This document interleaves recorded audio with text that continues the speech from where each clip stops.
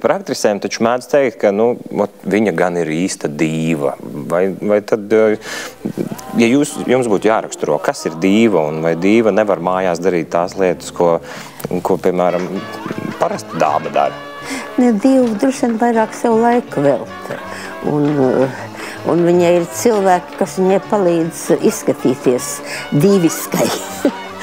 Man nekad dzīvē nav bijis tāda liela interese uzpucēties un tā uzfederēties, lai ņemam pretī tādu, kāda es esmu.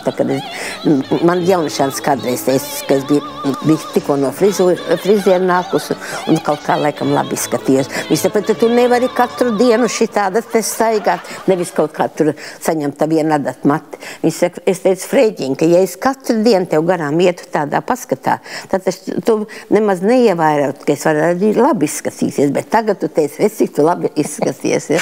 Tad tos reizēs, kad man vajadzīgs, tad man nāk palīgā un tad man pa cilvēku pataisa.